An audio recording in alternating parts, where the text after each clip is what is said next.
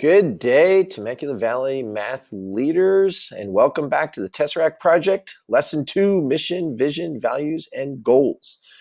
This is a long-term plan for professional development of math leaders and teachers. And as a recap of what we discussed, the reason that we're here, the purpose of the Tesseract project is to radically improve the math education at our schools through focused, customized professional development of our leadership. Our leadership, not meaning leaders of us, but our leadership meaning the leadership that we own. Improvement of ourselves, customized to us and to our schools.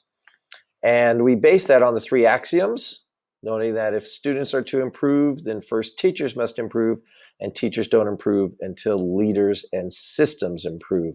Leaders being us, and the systems, of course, those that control the systems are ourselves as well. So we're going to improve ourselves and improve our systems, thus improve the teachers, and thus improve the learning education of the students. I'm going to start with a little lesson here. We talked last time about the symbolism of the Tesseract, and then we talked about the power of it and the symbolism coming from pop culture and the movies and how it gave us power. In fact, I just saw the Avengers Endgames. It was awesome, and I got to see the Tesseract again. But this time, we're going to get a little mathy on you. We're going to do a little math lesson. As you can see from this chart here, we have something kind of geometric going on. You'll see at the bottom row, there's the number of dimensions. So cast your eyes on the left side of the chart where we have no dimensions, something that doesn't have any length, width, or depth. And that would be just a point. And then as we move into the first dimension, we drag that point and we create a segment. Now we have length. We can actually measure one dimension. And then you take that segment and you slide it into a second dimension so it has length and width. It's now a square. And then you take that square and you pull it or drag it into 3 dimensions. We now have something that we can measure the length, width, and the depth of. Now you have to take that cube in 3 dimensions and drag it into a 4th dimension. Now what you see there is actually just some kind of representation of it. We can't actually see the 4th dimension, but we can notice and predict the number of points that'll be in our object. So go back to the left side of the chart where you'll see 1 point. And then when we drag it into 1 dimension, you'll see 2. And then when we go to the next dimension, we have 4 points, and then 8, and then 16. So I can actually predict in the 5th dimension that this hypercube of ours would have 32 points. So we can make predictions of what's going on in the next dimension, even if we cannot see it currently. There's some symbolism right there for you. And then another viewpoint comes from a book called Flatland, that if you look on the right and you see this sphere, we're in 3 dimensions, so we can see the sphere. But what if you lived in only a plane of 2 dimensions, and then that 3rd dimensional object were to come in contact with your 2-dimensional world? Then on the left side, you can see how you'd only be able to see a circle or a large circle or a small circle, maybe even just a point. But you wouldn't be able to actually see the 3D sphere. So that same thing's true for us. We may not be able to actually see this object currently, or in our cases, this reality of what we want to produce in our schools currently, but we can predict what it's going to look like in the future. So the symbolism for us today that the Tesseract gives us is vision, and that's what our lesson is focused on. So let's get right after it. That's our agenda: mission, vision, values, and goals that you will be setting for your school. As I shared before, I'm just framing the dialogue. So I'm going to give you some things to think about, to write about, and you're actually going to do the work in response to what you want to achieve as leaders at your school site. So that's the first step, is what are the mission and vision for your school? I believe you all have them because I went about trying to collect them and got a hold of them. You may have them in your minds, hopefully.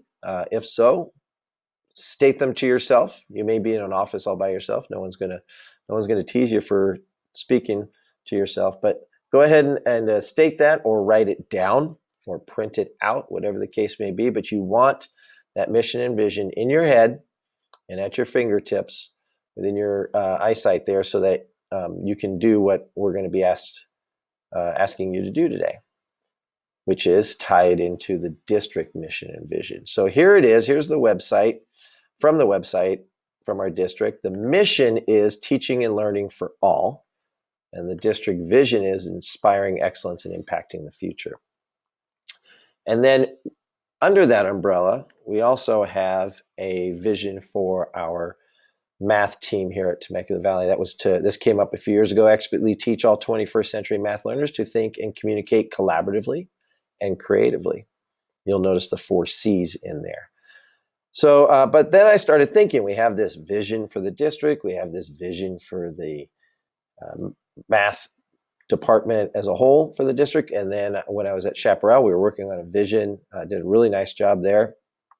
Nicole and the team there did on coming up with the vision when they came on board. And then I was starting to think, but should we have all these separate visions within our district and these mission statements? So I asked Kit Norris, a woman that works for Solution Tree, does a lot of professional development training for them, PLC particularly. And so I asked her opinion on this, on whether we should have these separate visions or should it all be one. And she said, having the different mission and vision statements at the different levels in the district is fine as long as they align. So that's the key question here, is the mission and vision that I had you put in your minds on the last slide, do they align with these here? So I can look at ours at the bottom for the math team at Temecula Valley and see that this idea of teaching and learning for all up here at the district mission aligns really well. Teach, learners, all. So it seems like we're aligning with the mission, and it looks like inspiring excellence. We're going to expertly teach, and that we are going to impact the future of kids with think, communicate, collaboration, and creativity. So I'm seeing a good alignment here of these two. The question I have for you that you're going to be writing on later, responding to in the comments in our Google Classroom is, do the mission and vision that you have align with what the district here has? And then we have values. Now, I've been really focused on mission and vision over the last several years. Values has just kind of popped up on my radar screen. Several people have been having this conversation. And then what we really get down to is trying to align with what's going on in teachers' hearts, because it tends to drive, the emotions tend to drive decisions more than our thinking portion of our brain. A feeling portion tends to make those decisions and drive action. So what are the values that we would like to impart and have in the hearts and communicate to the teachers at our site? I'm going to give you some examples here, just stuff to think about. I'm going to tell you what's in my heart with our project here, is that I'd like us to stay focused on students' futures, not just moving of test scores, not just moving data points, but moving kids. Professional teaching and leadership. So handling this in a professional manner and understanding that it's through us that things are going to change, and through teachers, not through buying the correct digital program or the correct curriculum. But that's all going to be a piece of what we do. But it's really through the professionalism of the adults. Equity is going to be a big thing. We want to make sure that we're reaching all kids and all populations, collaboration amongst ourselves. And the big one, of course, is continuous improvement. And I found this interesting that many of you in your comments on the last lesson of introducing yourself and why Tesseract mentioned that very phrase. And then the ... there at the bottom is for you to think about what it would be that you would want to instill in the culture at your school. So put that in your head. And then finally, the last piece, we have mission, vision, and then now goals. Now we have something, let's talk about that continuous improvement piece there, because that really came out of a book, started becoming popular, a book named The Goal by Eli Goldratt. And what Dr. Goldratt said was, in this book, he kept asking the question, what's the ultimate goal? And various people in the book were coming back with all different things. And he said, nope, that's not it. That's not it. Spoiler alert for those of you who haven't read the book. The subtitle is the answer at the end. He said, no, actually, the ultimate goal of any organization is continuous improvement.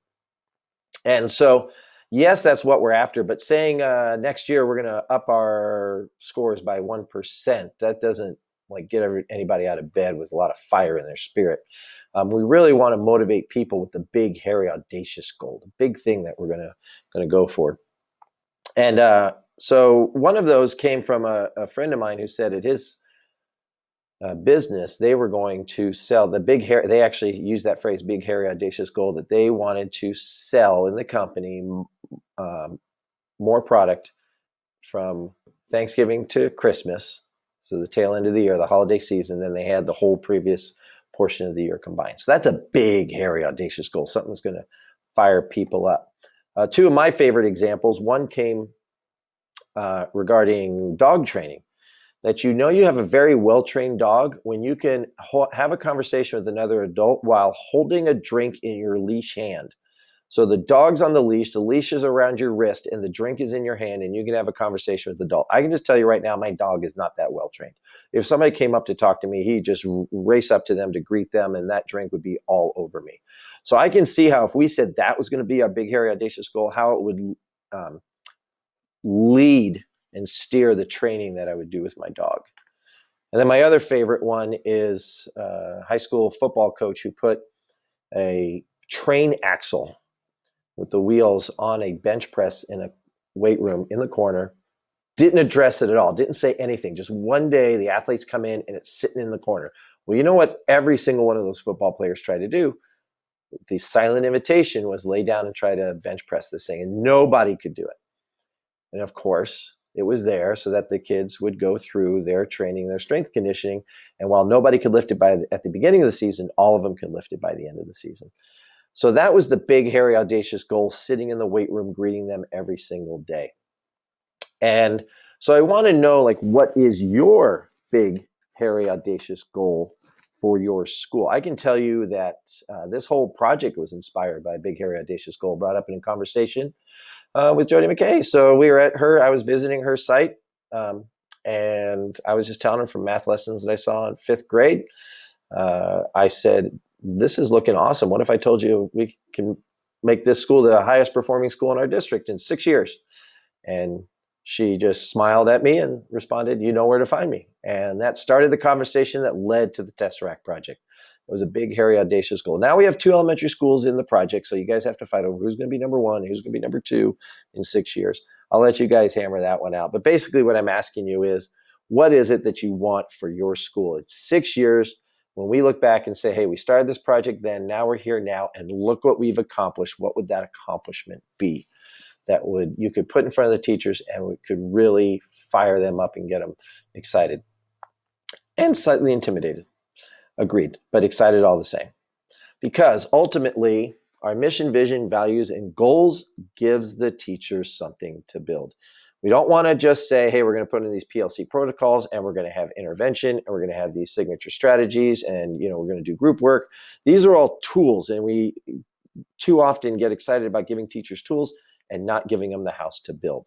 And we're going to manage the construction project. We're going to show along the way. We're going to monitor this thing and move them forward, but we're giving them tools. But what is it right up front that we want them to build? That is the big question that you're going to answer today, is what do you want them to build?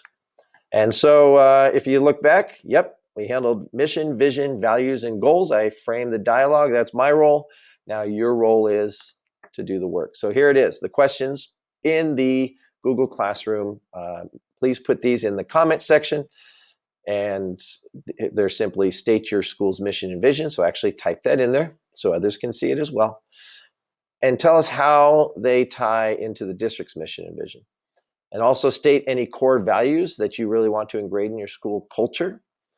These are not things that are going to go on in a common project, but to get you thinking about what you want for your school. I can just give you an example from Chaparral, from being there for 2 years. The leadership was always saying, all kids are our kids. So that's a core value that the leadership there really wants all teachers to have in their hearts. And the last one is, what is your 6-year BHAG? What would it be? What would be the accomplishment be at the end of 6 years? You can say, hey, we really accomplished that. This project, this participation in this was worth it. What would those 3 things be? Please put them in the comment section. I look forward to reading them and seeing what you have to share about the way in which you and your school are going to change this world.